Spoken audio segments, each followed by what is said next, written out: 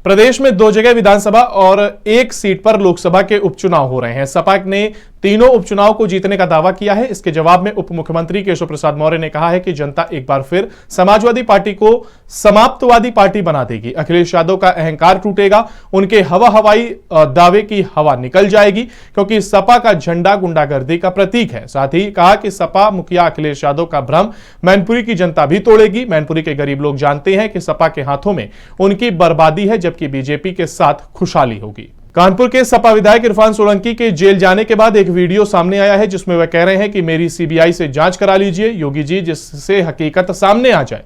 आप प्रदेश के मुखिया हैं, आपने उस महिला की बात सुनी और जांच के आदेश दिए, लेकिन जांच गलत हो रही है। मेरी भी बात सुन लीजिए। साथ ही समाजवादी पार्टी के राष्ट्रीय अध्यक्ष अखिलेश यादव समेत सभी 11 विधायकों का शुक्रिया अदा किया। बता दें कि इरफान सोलंकी ने बीते दिन पुलिस कमिश्नर बीपी जोगदड़ के आवास पर सरेंडर किया और पुलिस ने दोनों को विशेष न्यायाधीश एमपीएमएलए की कोर्ट में पेश किया।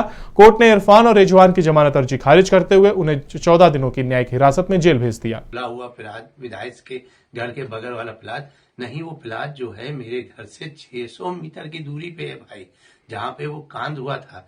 दूसरी बात, रोज पिछले 25 साल से 10 साल मेरे वालिद हो गए, 15-16 साल से मैं रोज शाम को 6 बजे से 10 बजे तक मेरे रजवी रोड के कार्यालय में बैठता हूँ। ये 90% कानपुर की जनता को मालूम है कि रोज शाम को मैं वहीं रहता हूँ। और उस दिन कांड हुआ है तो मैं हमारे रिजवी रोड के ऑफिस में बैठा था। वह तमाम लोगों की जो फोटो है वो भी मैंने हमारे व्हाट्सएप पे डाले हैं। उस समय शादी भी थी, मुझसे बड़ी रिजवी साहब और तमाम ऐसे लोग हैं जिनके वहां मैं शादी में भी गया। मैं चाहता हूं कि इसकी जांच हो। भारत सरकार में खादी ग्राम उद्योग के सदस्य बनाए जाने पर नागेंद्र रघुवंशी का बीजेपी कार्यकर्ताओं ने जोरदार स्वागत किया। मामले पर जानकारी देते हुए नागेंद्र रघुवंशी ने बताया कि जिस तरह से प्रधानमंत्री नरेंद्र मोदी ने उनको भारत सरकार में उत्तरी जोन का सदस्य बनाया है और बड़ी जिम्मेदारी दी है, उसको लेकर वो बीजेपी कार्यकर्ताओं के साथ खादी ग्राम उद्योग को बढ़ाने के लिए काम करेंगे। वाराणसी के सांसद, देश के प्रधानमंत्री आदरणीय मोदी जी और हमारे देश के यशस्वी उत्तर प्रदेश के यशस्वी मुख्यमंत्री आदि हमारे सम्मानीय योगी आदित्यनाथ जी, इन सब के आशीर्वाद से मुझे भारतीय जनता पार्टी का एक छोटे से कार्यकर्ता को खादी आयोग भारत सरकार में सदस्य के रूप में काम करने का जो अवसर दिया, यह हम सभी कार्यकर्ताओं के लिए गौरव का विषय है। और हम सभी कार्यकर्ता इससे बहुत उत्साहित हैं। सभी की जमीन के किसी कार्यकर्ता के ऊपर दृष्टि आदरणीय प्रधानमंत्री जी की गई और उन्होंने दिल्ली के एक आयोग में भारतीय जनता पार्टी के वाराणसी के एक कार्यकर्ता को वहां जगह दिया। आज काशी के सम्मान में एक और बात जुड़ गई है और बीजेपी के जो सदस्य हैं नागेंद्र रघुवंशी जी को आज भारत सरकार में सदस्य बना गया। इसको लेकर कितनी खुशी आप लोगों को? इस बात की मुझे बहुत खुशी है कि एक आम कार्यकर्ता को जो है भारत सरकार ने केंद्रीय खादी आयोग का सदस्य बनाया है। और मुझे पूरा विश्वास है कि नागेंद्र रघुवंशी जी बहुत समर्पित कार्यकर्ता हैं और वो खादी आयोग को ही नहीं, भारत की स्वदेशिता को भी पूरे देश में बड़े सक्षम तरीके से आगे बढ़ाएंगे। आपके सामने भविष्य में निश्चित तौर पर बहुत सी नई चीज़ें आने वाली हैं जो खादी को उच्च स्तर तक ले जाएगी। योगी मुन्ना भैया, आप एक युवा हैं, बीजेपी के कार्यकर्ता भी हैं, तमाम जगहों पे आप रहते हैं, लेकिन आज जिस तरीके से काशी के सम्मान में एक और चार लगाए, 3 मंत्री होने के बाद भारत सरकार में पहली बार काशी के किसी भी व्यक्ति को इतनी बड़े प्रभार मिला है और लघु उद्योग का ग्राम जिस तरह ये आध्यात्मिक नगरी काशी है, यहाँ के सांसद हमारे माननीय प्रधानमंत्री जी हैं, वो हमेशा काशी को वैश्विक स्तर पे मजबूती प्रदान करते हैं और हमारे निचले स्तर के कार्यकर्ताओं को भी जो सम्मान उनको मिलना चाहिए बराबर सम्मान देते हैं। इसी कड़ी में आज हमारे परम आदरणीय नागेंद्र मुन्ना रघुवंशी जी को आज खादी आयोग का सदस्य बनाया है। इस सदस्य से खादी बोर्ड को जो मजबूती मिलनी चाहिए वो हर स्तर पे हमारे नागेंद्र भैया मुन्ना रघुवंशी जी उस मजबूती प्रदान करेंगे और हमारे खादी को वैश्विक स्तर पे मजबूत बनाएंगे। भारत माता की। बिल्कुल, बीजेपी कार्यकर्ताओं काफी सारा आज जिस तरीके से भारत सरकार में इतनी बड़ी जिम्मेदारी और काशी के लिए एक सम्मान जुड़ा है, काशी के लोगों को ये जगह दी गई है और प्रधानमंत्री ने उन पर विश्वास जताया। अपने संसदीय क्षेत्र से 4 सदस्यीय टीमों में इनको चुना है, उसको लेकर कितनी खुशी है? मैं बलेंद्र सिंह, जिला कार्य समिति सदस्य हूँ किसान मोर्चा का। भाजपा का, वाराणसी का। सबसे पहले तो मैं आदरणीय मोदी जी को बहुत बहुत इसके लिए धन्यवाद देता हूं, क्योंकि मुन्ना भैया जैसे कार्यकर्ता को इन्होंने बहुत ही परिश्रमी कार्यकर्ता थे, बहुत ही जो है कि अच्छा इनको रिजल्ट मिला है।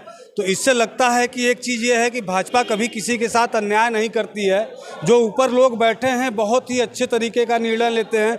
मुन्ना भैया कहीं ना कहीं बहुत ही संघर्षशील नेता रह चुके हैं, जनता के बीच में इनका लगाव रह चुका है, जनता की सेवा के लिए, सुख दुख के लिए सदैव तत्पर रहते थे। तो आज उनको जो ये फल मिला है, ये समझ लीजिए कि एक बहुत बड़ा भारतीय जनता पार्टी के लिए एक समझ लीजिए सूचना है। इसको आप कुछ निर्देश मान सकते हैं कि कोई भी कार्यकर्ता ईमानदारी पूर्वक अगर लगा रहेगा तो उसको एक दिन सफलता जरूर मिलेगी। इसके लिए मैं आदरणीय मोदी जी को बार बार धन्यवाद देता हूं, कोटि कोटि प्रणाम करता हूं। भारत माता की जय। बिल्कुल, आज जिस तरीके से इतनी बड़ी जिम्मेदारी मिली है तो कहीं न कहीं बीजेपी कार्यकर्ताओं में काफ़ी खुशी का माहौल है और बाबतपुर एयरपोर्ट पर अपने नेता का भव्य तरीके से स्वागत किए। वाराणसी से लोकेश पांडे, TNP न्यूज। महोबा जनपद में विद्युत कर्मचारी संघर्ष समिति द्वारा प्रदेश सरकार के खिलाफ जोरदार प्रदर्शन किया जा रहा है। बता दें कि प्रदेश विद्युत कर्मचारी संघर्ष के बैनर तले किए जाने वाले प्रदर्शन के दौरान गुजरे 4 दिनों से कार्य बहिष्कार लगातार जारी है। इस दौरान विभाग का निजीकरण किए जाने और तमाम बड़े अफसरों के खिलाफ कर्मचारियों द्वारा हल्ला बोला जा रहा है, जो कि थमने का नाम भी नहीं ले रहा है। प्रदर्शनकारियों की माने तो विभाग में काबिज बड़े अधिकारियों द्वारा हिटलरशाही और तानाशाही रवैये गुजरे कई सालों से अपनाया जा रहा है, जिसके चलते अभियंताओं और कर्मचारियों को खुलेआम शोषण का शिकार बनाकर उनका जबरन उत्पीड़न किया जा रहा है, जिसको लेकर कर्मचारियों में भय और तनाव का माहौल है। हम लोग एक संयुक्त संघर्ष समिति के बैनर तले आंदोलन कर रहे हैं और केवल प्रबंधन की जो स्वेच्छाचारिता है उसका हम लोग विरोध कर रहे हैं। जिस स्वेच्छाचारिता के कारण ये UPPCL का घाटा बढ़ रहा है, यहाँ पे कार्य का बिल्कुल वातावरण नहीं बचा है, उसका हम लोग विरोध कर रहे हैं। 15 सूत्रीय मांगे हैं, उसमें सभी का वो है। और केवल मांगे ये नहीं है, जो प्रबंधन के साथ में पहले वार्ता हो चुकी है, जिसमें सहमति बन चुकी है, वो केवल मांगे हैं। पहले ये प्रबंधन हमसे कह चुका है कि आपकी जायज मांगे हैं, उस पर सहमति बनी है, केवल वही हमारी मांग है, कोई नई मांग नहीं। या तो हमारी मांगे पूरी नहीं होती हैं, हम हर स्तर पर जाने को तैयार हैं। हम पूरा उनका मुकाबला करेंगे, प्रबंधन का मुंहतोड़ मुकाबला करेंगे, जो भी स्तर होगा हम उसी स्तर पर जाएंगे। यहाँ पर सरकारी नीतियाँ हैं जो विभाग को लॉस में ले जा रही है, उनके खिलाफ धरने पर बैठे हुए हैं। हम लोग चाहते हैं हमको जो काम करने की व्यवस्था है वो व्यवस्था मिलनी चाहिए। हमारे पास ना कोई एजेंसी है काम कराने के लिए, कहीं फॉल्ट होता है तो हमारे कर्मचारी काम करते हैं, कहीं फॉल्ट होता है, पोल भी आसानी से नहीं मिलता, न मटेरियल आसानी से मिलता है। अगर कहीं लाइन डैमेज हो जाती है तो उसको ना तो कोई ठेकेदारी की व्यवस्था है, ना विभाग का व्यवस्था है पोल को लगाने का। हम इसी तरह संघर्ष करते रहेंगे जब तक हमारी मांग पूरी। गोंडा पुलिस को एक बड़ी सफलता मिली है। मामला नगर कोतवाली क्षेत्र का है, जहां पुलिस ने 24 घंटे के अंदर अपहृत बच्ची को बरामद कर लिया। बता दें कि अपहरणकर्ताओं ने 2.5 साल के मासूम का अपहरण किया था, जिसमें पुलिस ने बिना देरी करते हुए मामले पर संज्ञान लिया और मामले की तफ्तीश करते हुए आसपास के CCTV खंगालने शुरू कर दिए, जिसके बाद बाजार में लगे CCTV की मदद से पुलिस को सुराग मिला और मामले में शामिल 3 आरोपी गिरफ्तार किए गए। दिनांक 1 दिसंबर 2022 को जिला महिला चिकित्सालय जनपद गोंडा के वार्ड नंबर 205 से एक बच्ची के गायब होने की सूचना पर थाना कोतवाली नगर में सुसंगत धाराओं में अभियोग पंजीकृत किया गया था। आज थाना कोतवाली नगर स्वाट टीम और महिला थाना द्वारा बड़ी सफलता हाथ लगी है। 24 घंटे के अंदर बच्ची को बरामद करते हुए 3 अभियुक्त सुषमा मिश्रा जो उमरी बेगमगंज की रहने वाली हैं और इसका भाई प्रदीप पांडे और एक अभियुक्ता शिवानी मजूमदार जो लखनऊ की रहने वाली हैं, इसको गिरफ्तार करके जेल भेजा जा रहा है। अन्य विधिक कार्रवाई थाना कोतवाली नगर द्वारा की जा रही है। यहां पर वक्त तो चला एक छोटे से ब्रेक का।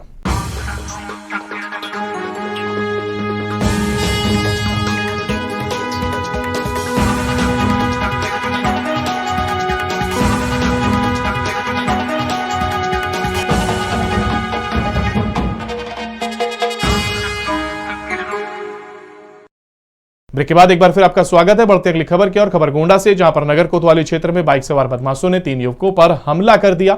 मामले की जानकारी मिलते ही पुलिस मौके पर पहुंची और घायल युवकों को इलाज के लिए जिला अस्पताल में भर्ती कराया। साथ ही मामले की छानबीन में जुट गई है और बताया जा रहा है कि बदमाशों ने लोहे की रॉड से युवकों पर हमला किया। हमले की वारदात CCTV कैमरे में कैद हो गई, जिसके आधार पर बदमाशों की तलाश की जा रही है। मथुरा के महावन थाना क्षेत्र के इस्लामपुर गांव में उस समय सनसनी फैल गई जब दरिंदों ने नाबालिग के साथ गैंगरेप करने के बाद उसकी हत्या कर दी। मामले की जानकारी मिलते ही पुलिस मौके पर पहुंची और घटनास्थल का बारीकी से निरीक्षण किया और बताया कि एक किशोरी की डेड बॉडी खेत में पड़ी मिली। शव का पंचनामा भरकर पोस्टमार्टम के लिए भिजवा दिया गया है। परिवार के लोगों ने युवती के साथ गैंगरेप के बाद हत्या किए जाने की आशंका जताई है। 2 आरोपियों को भी लोगों ने मौके से पकड़ा है। मामले में जल्द से जल्द कार्रवाई करते हुए दोषियों को सख्त से सख्त सजा दिलाई जाएगी। ये खेत में युवती की जो नाबालिग है उसकी डेड बॉडी मिली है। प्राप्त जानकारी पर तत्काल पुलिस टीम आई है। शव को यहाँ से मोर्चरी भिजवा दिया गया है। परिजनों द्वारा आशंका जताई जा रही है कि युवती के साथ दुष्कर्म किया है, उसके बाद उसकी हत्या की गई। 2 आरोपी को भी लोगों ने मौके पे पकड़ा है। आगे की कार्रवाई जो है अभियोग पंजीकरण तथा अन्य कार्रवाई की जा रही है। दोषियों को सख्त से सख्त सजा दिलाने के लिए पुलिस प्रशासन पूरी तरह से कटिबद्ध है। अच्छी इन्वेस्टिगेशन करा के दोषियों को जल्द से जल्द मैक्सिमम सजा दिलाने का प्रयास करें। गोंडा के देहात कोतवाली थाना क्षेत्र में एक भीषण सड़क हादसा हो गया। बता दें कि 2 ट्रक के ओवरटेक के चक्कर में ट्रॉली और ट्रक के परखच्चे उड़ गए। गनीमत ये रही कि हादसे में दोनों ट्रक ड्राइवर बाल बच गए। मामले की सूचना मिलते ही पुलिस मौके पर पहुंची और ट्रक में फंसे ट्रक ड्राइवर को निकालने के लिए घंटों तक रेस्क्यू ऑपरेशन चला। फिलहाल पुलिस ने बड़ी ही सावधानी से रेस्क्यू कर ट्रक ड्राइवर की जान बचा ली है। घायल ट्रक ड्राइवर को इलाज के लिए जिला चिकित्सालय भेजा गया है और मामले पर संज्ञान लिया जा रहा है। कृपाल के पास जो बलरामपुर रोड है, गन्ने की लदी ट्राली और खाद्यान्न लदे हुए ट्रक में जो है टक्कर हुई है, जिसके चलते जो है गन्ने की ट्राली के नीचे उसका ड्राइवर आ गया था और जो है ट्रक के नीचे भी उसका ड्राइवर आ गया था। 112 नंबर को श्री अनमोल मिश्रा नाम के किसी व्यक्ति ने सूचना दी थी। 112 नंबर की पीआरवी और कोतवाली देहात, कोतवाली नगर, मिटिया थोक की पुलिस और मौके पर जो लोग थे, इन सब लोगों के द्वारा मेहनत की गई और दोनों ड्राइवर्स को बाहर निकाला गया। पीलीभीत के अमरिया थाना क्षेत्र में गेहूं के खेत में 8 साल की बच्ची का शव मिलने से हड़कंप मच गया। मामले की जानकारी मिलते ही पुलिस मौके पर पहुंची और शव को पोस्टमार्टम के लिए भेजा। साथ ही बताया कि बीती शाम परिजनों के साथ बच्ची मेला देखने गई थी, जिसके बाद वो अचानक मेले से गायब हो गई और परिजनों के तलाश करने पर खेत में शव पड़ा मिला। फिलहाल पुलिस मामले की जांच में जुटी है और जल्द ही आरोपी पुलिस की गिरफ्त में होगा। वहां पे एक 10 साल की बच्ची की बॉडी यहाँ पे गेहूं के खेत में मिली है और हम लोग यहाँ मौके पर पहुँचे हैं। सभी लोगों से पूछताछ कर रहे हैं। फॉरेंसिक और फील्ड यूनिट भी यहाँ आ गई है। बॉडी को पोस्टमार्टम के लिए भेज दिया गया है। पेट पे एक चोट का निशान है और परिवार वालों के द्वारा ये रंजिशन हत्या की आशंका जताया जा रहा है। बाकी सारे एक सबूत हम इकट्ठा कर रहे हैं। एक गांव वालों से हम बात कर रहे हैं। सहारनपुर के जनकपुरी थाना क्षेत्र में एक तेज रफ्तार ट्रक 2 साल की मासूम की जान ले ली है और मामले की जानकारी मिलते ही पुलिस मौके पर पहुंची और शव को पोस्टमार्टम के लिए भेजा है। साथ ही मामले पर जानकारी देते हुए बताया कि मां और बच्ची दोनों सड़क के किनारे चल रही थी, तभी पीछे से एक ट्रक चालक ने टक्कर मार दी, जिसके कारण बच्ची की मौके पर ही मौत हो गई और ट्रक चालक मौके से फरार हो गया। फिलहाल पुलिस मामले पर आगे की जांच कर रही है। जल्दी आरोपी को गिरफ्तार कर लिया जाएगा। खबरों के इस बुलेटिन में फिलहाल इतना ही। बाकी की तमाम अपडेट के लिए आप बने रहिए टीएनपी न्यूज के साथ। नमस्कार।